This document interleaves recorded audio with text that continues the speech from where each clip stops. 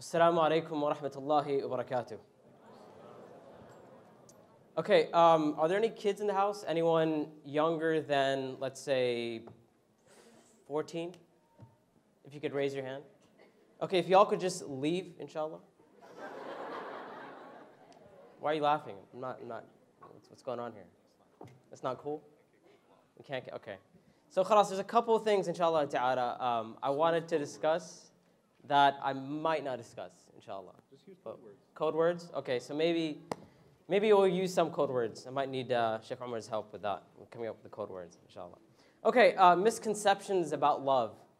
Alhamdulillah, I've been in a position for the last almost 2 years where I get a chance to speak to a lot of people, and I've been put in a position where very often I'm put in front of young people. So one of the outcomes of that is that young people come to me for advice. And the other thing that I've seen is that a lot of young couples come to me for advice. So obviously older couples, they look at me, they're like, this young guy wearing this ridiculous leather jacket, we're not going to go to him for advice. But the younger crowd does come to me for advice. And so for me, these last 2 years, they've been a learning experience in terms of the types of problems that a lot of the young couples especially, and I'm not saying that the older generation don't face these problems, but I'm saying I've found it prevalent in the younger generation. And a lot of these problems, what I've noticed in these last 2 years is that a lot of these problems stem from misconceptions that young people, and I hate to generalize, but I have to here a little bit, misconceptions that young people tend to have about love and relationships and all of that. So I compiled a list, inshallah ta'ala, and I did this, this is the first time doing this, I compiled a short list of my top 8 misconceptions, inshallah ta'ala, about love and relationships. Number 1, first misconception or first issue, that infatuation equals love, or not being able to distinguish between infatuation and love. Infatuation is the initial feelings of lust and attraction and those butterflies in your stomach, which most people tend to confuse for love. They tend to think that that initial feeling when you look at someone and your eyes meet someone and you feel butterflies in your stomach and in your head there's like a Bollywood movie going off in the background and you're in the field somewhere running through or something like that. That is what most people tend to think. They think that is love. And yeah, it's kind of weird. It's a little bit weird. But that is actually infatuation. Those are the initial feelings that you have towards someone. Love, on the other hand, is something that takes time. So as we know, when a couple, when they get married, of course, Allah subhanahu wa ta'ala puts love and mercy in their hearts, but that's the birth of the love. And as time goes on, the more you put into love, the love will grow and get stronger. Now, one of the issues I found with this point is that sometimes young people, they will base their decisions regarding the person that they want to marry or the person that they're in love with based off of their infatuation with them. So they may overlook serious issues of incompatibility, for example. So you have a brother and sister who want to get married, and on the face value, like if you were to talk to them, if you didn't know that they were in love or whatever, you would say you two are never compatible. And most likely if they were to go speak to a sheikh or an imam or something like that, or they got some premarital counseling or something like that, it's very likely that the imam or someone would tell them, listen, you guys have a lot of issues that you need to work out before you actually enter into a relationship. So that's the first thing. SubhanAllah, I remember once a brother came up to me, a young brother, and he told me, he said, Sheikh, I'm in love with this girl, all this kind of stuff. And I said, okay, tell me about her. And I know this brother very well. So I was like, okay, tell me about her. And I was like, if you can tell me about her, I'll give you my advice on whether I think, inshallah ta'ala, the two of you will be compatible or not. And then he told me about her, and then I realized that she is very, very different than him. And he was actually a religious brother. She was completely not religious and all of that. And so I said, I told him, I said, listen, what's the deal here? Like, I know this is not like you. If I were to ask you, normally, I would never imagine that you would marry someone like this. In terms of like your religiosity or whatever you want to call it, you guys are on very different levels. And then he tells me, he says, you know, Sheikh, I just felt like the first time I met her, you know, it just felt right. And I felt like this is the one. This is my soulmate. Inshallah, we'll talk about soulmates, inshallah. But he said, this is the one. And I said, okay, let me just ask you one question. I said, think about this question and then tell me what you feel about the decision that you're about to make. I said, inshallah ta'ala, this girl or this woman, she will, inshallah ta'ala, one day be the mother of your children. She's going to be the person raising your children, giving your children the tarbiyah and upbringing and all of that. Are you comfortable with this person raising your children? And do you foresee any issues? And then he thought about it for a while, and I told him, I said, go home, think about it, come back to me. And then he came back to me, and he told me, he said, I don't see it. He said, I never thought that far ahead. And that's the problem with infatuation, that we get so blinded by this quote-unquote love that people don't tend to think beyond the attraction that they have initially. So that's misconception number one. I don't know how I'm going to keep this under 10 minutes, but I'll try, inshallah. Okay. Khalas. Number two. 7 minutes, okay. Second misconception that people have about love and relationships is that if someone loves you, so they'll tell themselves, like, if this person really loves me, then they will change for me. So they'll tell themselves that, even though, once again, we may not be compatible, we may have a lot of issues, a lot of differences, but we love each other. And inshallah ta'ala, we'll make it work. And I know, like, there's things I don't like about her, but I will change her, inshallah. And out of her love for me, she will change. Or she may be telling herself, out of his love for me, it will change. And as they say, love conquers all, right? Have you guys heard that? Love conquers. So they say, you know what? We'll get through all of this because of our love. And subhanAllah, this is once again one of the main issues that I've seen, is that when people get over that infatuation stage, they realize that it's very, very hard to change someone else. And it's really that person who has to want to change themselves. And once you're no longer infatuated with a person and you're past that honeymoon stage or whatever they call it, 5, 6 months, 4 months, 2 months, depending on who you ask, right? Once you're past that stage, it's very difficult. So I always tell young couples, I say, listen, this person, the way they are in front of you right now, the way you see them, marry them, keeping in mind or telling yourself that they're never going to change. And if you're happy with them the way they are right now, then go ahead and get married. But don't make the assumption or don't assume that they're going to change, or don't tell yourself that, yes, one day this person will change. Number three, third misconception, that by getting married, you are completing yourself. And as they say, I'm looking for my other half when people are trying to get married. Or people say my better half, sometimes. But in the beginning of marriage, especially, people say my better half, right? The issue here is that when a person tells himself and they say, I have issues right now, I don't feel whole, I have problems with myself, but once I get married, my spouse will complete me. And all the problems that I'm dealing with in life, or my problems with my iman and whatever else I'm dealing with, my spouse will make up for that. Because she has these strengths that I want for myself, and I may have some strengths, and we'll complete each other. And Islamically, subhanAllah, we don't depend on our spouse to complete us.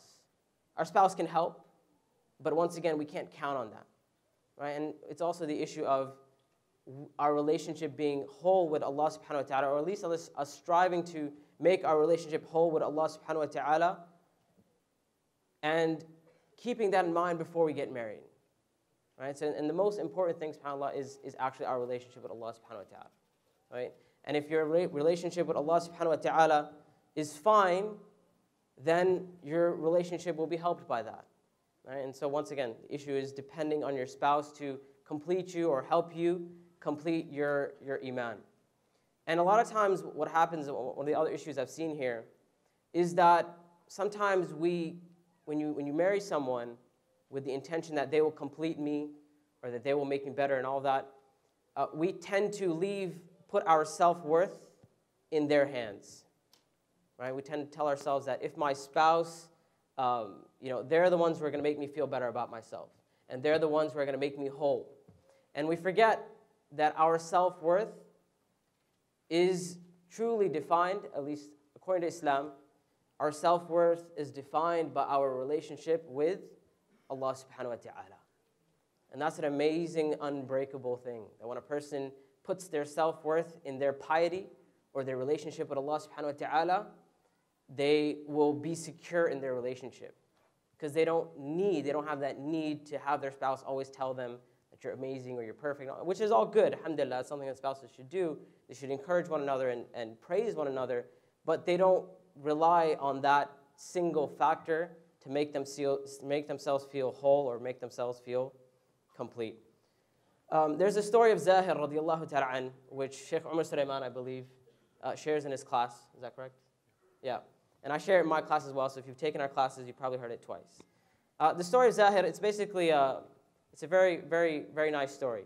But one of the points of the story that I want to mention here is where the Prophet ﷺ, basically, he grabs Zahir radiallahu ta'ala, and the Prophet ﷺ loves Zahir very much. He's one of the companions of the Prophet ﷺ. He grabs him from the back, and then and the Prophet ﷺ says, "Who will buy this slave from me?" All right, it's like a joke the Prophet ﷺ is playing on Zahir radiallahu ta'ala to show his love and affection for him. And Zahir, once he realizes the Prophet ﷺ, he realizes the Prophet ﷺ is joking with him. He actually moves further into the embrace. He wants the Prophet ﷺ to hold on to him tighter. And at one point he says, "O Messenger of Allah, I think you will find that I am unsellable, that no one will really pay much for me." And they say about Zahir radiallahu ta'ala an, that he wasn't like the best looking guy. Right? He wasn't that good looking or whatever. And he knew that. So he says to the Prophet ﷺ, he says, "Listen, I think you will find that if you try to sell me, like no one's going to pay anything for me." And so the Prophet ﷺ tells him, he says, "Most certainly, O Zahir, with Allah subhanahu wa ta'ala, you are extremely valuable." And what the Prophet ﷺ is teaching Zahir radiallahu ta'ala an here is that your value doesn't depend on your looks, on how people see you and whether they think you're a valuable person or not. He tells him, sallallahu alaihi wasallam, he tells Zahir radiallahu ta'ala an, he says, Allah subhanahu wa ta'ala finds you valuable. And here we see the Prophet teaching the companions about self-worth, where their self-worth lies. And it's very important that before people jump into a relationship or get into a relationship, they understand that in the end of the day, their spouse may be happy with them, they may be upset at them, they may be proud of them, they may be disappointed with you, like your spouse may be disappointed at you, but your self-worth is directly tied to your relationship with Allah subhanahu wa ta'ala.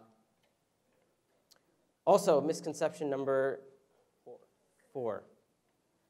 There is one single person out there for each and every one of us. And this goes back to the issue of your soulmate. One of the things I talk about in my classes is this issue and how pop culture and Hollywood and romantic comedies and all that, one of the things that all this teaches us is that one of your goals in life is for you to find your soulmate. That one person out there in the world somewhere who is perfect for you. And they're going to, once you meet them, everything is going to be perfect. Everything is going to be amazing. Like I said, if you're in a Bollywood movie, there's going to be like fireworks and stuff in the background, and you're going to know this is the person. Right? This is the one person for me. SubhanAllah, I remember the first time I taught my class, after I mentioned the issue of the soulmate, a sister came up to me and she said, "Sheikh, are you telling me I don't have a soulmate?" And I said, well, it depends. If by soulmate you mean that there's only one person out there who, once you meet them, you're going to know there's going to be butterflies in your stomach and everything's going to be amazing and they're going to be perfect and they're never going to say anything to upset you and they're always going to know when to bring you flowers and you'll be on the same wavelength at all the time, right? Whatever you're thinking, this person knows. If that's what you think a soulmate is, then yes, I'm telling you, you don't have a soulmate. However, if you mean that Allah subhanahu wa ta'ala has decreed for you to marry a certain individual, and you want to call that person your soulmate, alhamdulillah, no problem, go ahead and call that person your soulmate. Right? So now, the issue here is when we tell ourselves that there's only one person, and that person will be perfect, and there's going to be no issues and all of that, and I've had this happen to me as well. A sister came up to me, and she said, I'm having some issues with my husband, and we're having problems. And she said it wasn't like that in the beginning, but now, we're having all these issues. And then she says to me something which, subhanAllah, it hurt me very much. And it was actually the first time I'd heard this. Now I've heard it many times. But it was the first time I heard this. And what the sister said to me, she said, "I think I married the wrong person." And I said, why? And she said, because I don't think he's my soulmate. Right? And it's probably, now the issues that they were having were not like major issues, like that are grounds for divorce or anything like that. Right? These were issues where she's like, yeah, I just don't feel that connection anymore. Right? Like, it's just not there. Like, my heart is, it's just not there. And, you know, he doesn't know what I'm thinking. Right? Like, it just doesn't. So I think I married the wrong person. I need to go find my soulmate. Right? That's misconception number 4. Number 5. Once you find your soulmate, they will be perfect. They will be absolutely perfect. There's going to be no issues with your soulmate. Now, seeking perfection is, wallahi, a big problem. And I've narrowed it down to 2 big issues with seeking perfection, or looking for that perfect person, that soulmate or whatever. Number 1 is that that person doesn't exist, as we said. There's no one who is perfect. So a brother or sister may spend their whole life trying to find that perfect person. And wallahi, you may think I'm exaggerating, but once again, I've seen this happen. That what's stopping a certain brother from getting married? This dude's like 35, getting on to 40, right? He's got a job, he can provide for his family, all that kind of stuff, but he's not married yet. Why? His mom brings him a new girl every weekend, right? Check her out. What do you think about her? He's like, yeah, I don't know. There's a couple issues here and there. Let's see what else you got, right? And this has started when the guy was like 25. 10 years later, he's still going through sisters, right? Every day, someone else is like, yeah, I don't know if this person is. You're never going to find that person. There's no single person out there who is perfect. It's something I believe I mentioned in my earlier talk as well. No matter how big of a scholar someone is, no matter how big of an imam they are, no matter how popular they think they are, there's no individual on the face of the earth today who is perfect, who doesn't make mistakes, who doesn't have certain shortcomings, who doesn't have certain issues, right? So you're not going to find that person. Number 2, the other problem with looking for perfection is that if you marry someone on the assumption that they are perfect, that they are your soulmate, then you're going to be let down very quickly, right? In a short period of time, you're going to find out that they have issues and they have mistakes. And I get it. We live in a culture where we're told, like you watch TV and you watch movies and things like that. You watch The Notebook, for example, and you're like, oh my God, Ryan Gosling is like perfect in this movie, right? Like I want that. Like so a sister may be watching The Notebook and she tells herself, she says, that is the type of guy that I want for myself, right? I want my Ryan Gosling, except, and this is one of the things I often say, I want my Ryan Gosling, except I want him wearing a thobe and I want him with a beard, right? That's the difference. That's the difference between that Ryan Gosling and my Ryan Gosling. This person doesn't exist, and you're going to have issues if you marry someone with the assumption that they are perfect. Even, like I said, I get it, we live in a culture, even subhanAllah, and this is an issue which I was debating whether to bring up here or not, but I think this is an issue which is common now, even in the Islamic circles, even in like the way da'wah the da'wah scene is right now. A lot of young people look up to speakers and scholars and people who are well known, and they just assume that this person, because they're on stage, because they're giving a talk, because they have knowledge and that they are perfect, that they have no issues. And that is, na'am? Don't blow our cover. He said, don't blow our cover. I'm about to blow your cover really hard right now, Sheikh Armand. I'll share a story with you, okay? This is a story that happened with a close friend of mine. I actually shared the story in my class as well, so if you've taken my class, you've heard this story before. A close friend of mine who's a well-known speaker, and I'm not going to say his name, but if I said his name, I would imagine that almost everyone in this room would know who this person is. This brother, may Allah protect him, he was the imam of a community for a long time. So he'd get a lot of phone calls. People would call him with issues and this and that. So one day he gets a phone call, and it's his sister. And it wasn't odd because, like I said, he's the imam. People call him with their problems and all that. So he gets a call, and he picks up the phone, and it's his sister. She says, Assalamu alaikum. He says, Wa alaikum assalam. And she goes, Sheikh, I'm in love with you. And this brother, mashallah, one of the things I say about him is this guy's a boss, right? He's a boss. So you know what he says to her? He goes, sister, you're not in love with me. You're in love with your perception of me. You're in love with who you think I am. He says, if you only could talk to my wife, she would tell you. I'm not done with the story yet.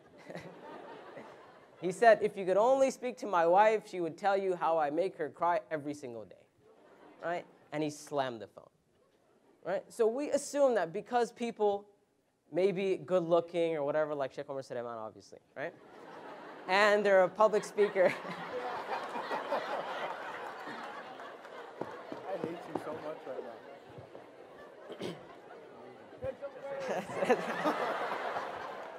My wife is here, dude. You don't even care. All right, we can go on now. That's something you would do. Anyway, the point is, perfection doesn't exist, right? Even in people who look amazing, and they may be very amazing people, like I know Sheikh Omar Suleiman. All jokes aside, all jokes aside, I love him for the sake of Allah subhanahu wa ta'ala.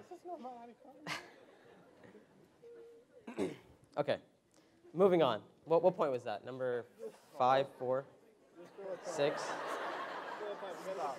6. I promise I'm almost done. I know I'm like 5 minutes over my time. Do you guys allow me to continue? No, Okay. You're done. Number 6. The sixth misconception people have about love is that love is effortless, or love is supposed to be effortless. That if you love someone and they love you, and if they're your soulmate and all, that love is not going to require any work. That you don't have to put anything into your relationship. You either love the person or you don't. And the reality of the matter is that the truth is that love always requires work. And that's love in your relationship, not only with your spouse, it's with anyone who you love, right? Even your parents, who you have that natural inborn love, you can increase that love, you can strengthen that love by being obedient to your parents, for example, right? Doing things for your parents, being kind and generous to your parents, or you can decrease that love by being disrespectful to your parents and things like that. And even, subhanAllah, وَلِلَّهِ مَثَلُ الْأَعْلَى, and for Allah subhanahu wa ta'ala is the highest example, even with Allah subhanahu wa ta'ala, we can increase our love for Allah if we are obedient to Allah subhanahu wa ta'ala. The more obedient we are to Allah subhanahu wa ta'ala, the more we worship Allah subhanahu wa ta'ala, the more of our life we submit to Allah subhanahu wa ta'ala, the more we strengthen our love for Allah subhanahu wa ta'ala. And the more we disobey Allah subhanahu wa ta'ala, the more we disregard the obligations and all of that, what we will find is that even with Allah subhanahu wa ta'ala, our love for Allah will weaken. Right? Love requires work. And this is something a lot of young people, they just don't get this. Right? The whole concept of either you love some person or you don't love some person, and they don't realize that love indeed requires a lot of work. Number 7, that true love, the 7th misconception, that true love is unconditional. That if someone truly loves you and you love them, or let's say, and I'm actually, once again, another case study, someone came to me, I was talking to this couple, they're having issues with one another, and one of the things that I came to realize is that they had very unrealistic expectations from each other. And then one of the problems was that the sister, when talking to her, I realized that her concept of love is very skewed, because she believes that her husband has to love her no matter what, right? Whether she's a good wife or not, what she does or not, it doesn't matter. This is your soulmate. The love will always be there, right? It does not depend on what you do for your spouse. And same thing happens on the guy's side as well. And especially, I would say especially on the guy's side, where a guy says, you're my wife, you have to love me no matter what, right? Or especially like if you believe you married your soulmate, that because you're my soulmate, this love will be there. It doesn't matter how we treat each other or what we do, that love cannot be broken. And once again, when people begin to see that their love doesn't have that same factor, and their spouse doesn't love them unconditionally, they may resort to saying something like, maybe you're not the right person for me. Maybe you're not my soulmate, or something like that. Lastly, last issue is that you're always ready for love, as long as it's the right person. I'll say it again. You're always ready for love, as long as it's the right person. So basically, it doesn't matter where you are in your life, doesn't matter how much you've done or what you're capable of and all of that. None of that matters. When you find the right person, when you find your soulmate, for example, then that is the right time to be in love, and that is the right time to be in a relationship. You're always ready, as long as it's the right person. And the truth of the matter is, this is one of, and this is, I know I put this at the end, but this is one of the biggest issues that I've seen. You know, about, I would say, 10 or 15 years ago, before I went to Medina, when I remember back in the day when I first started practicing Islam, when there was a revival in the da'wah, there's a lot of speakers coming on the scene and people calling to Islam and all of that. One of the things that a lot of speakers would say, they would always encourage the youth to get married young, right? The scholars and the speakers in America, they would tell young people, like, listen, you're young, there's so much fitna in this society, there's so many issues, so many problems, so many temptations, so one of the things you can do to protect yourself is to get married young. And subhanAllah, because of that whole era, we're actually seeing some of the problems of that era today. And one of the problems is that people jumped into relationships back then unprepared. Right? They were like, okay, the only thing that matters is that I find someone and I get married. So people would get married and they don't understand some basic things that a person should know before they enter into a relationship. For example, just the simple fact or understanding that men and women are different. There are times when women react differently to situations and men react differently. There's nothing you can do to change the person. There's going to be the times when your spouse reacts in a certain way and you just cannot understand it. You have no choice but to accept it. You can bang your head on the wall, you can go crazy, you can pull your hair out, you can do whatever you want, but this is how she understands the situation. Right? And so you just have to accept that at certain times. Like the understanding that there are certain differences between men and women. One of the things the scholars of the past, they would say, subhanAllah, is that, and I think this needs to be revived today as well. They would say that it is impermissible for a person to get married until they understand the rulings of marriage and divorce, the fiqh of marriage and divorce, at least the basic fiqh of marriage and divorce. And subhanAllah, how many people today get married and they don't have a clue? A single issue happens and it's like, I don't know what to do, call the imam, start freaking out because they have no idea. And a bigger issue than that is not understanding the rights and responsibilities that you have as a spouse. And subhanAllah, one of the misconceptions brothers have is that my only responsibility, for example, is I have to provide her with food, shelter, and clothing, right? And especially like, this is something I saw from religious brothers who like, you know, maybe are not providing well for their family. And when questions say, listen, what's the deal? Like, why aren't you providing for your family? And she has certain needs and wants and all that kind of stuff. Why can't you provide that? And he says, listen, shar'an, according to the sharia, the only thing the sharia asks of me that I'm required to do is provide her with food, shelter, and clothing. And subhanAllah, that is a very limited understanding of what the sharia requires. Right? So not having the knowledge of what a relationship takes, and this is why one of the things that I always tell anyone who comes to me for advice regarding getting married, I say always, always, always get premarital counseling. Right? Always. For me, like if someone wants me to do a nikah or something, I'll be like, listen, I'm not touching your nikah with a 10-foot pole unless you can prove to me that you've gotten some premarital counseling done, that you can show to me that you know what it means to be married, you've had to at least think about some of the situations that will come up when you get married, right? And Allah subhanahu wa ta'ala knows best. That's my top 8 list, inshallah ta'ala. Inshallah ta'ala, our mashayikh and the brothers can add to what I've said, and Allah subhanahu wa ta'ala knows best.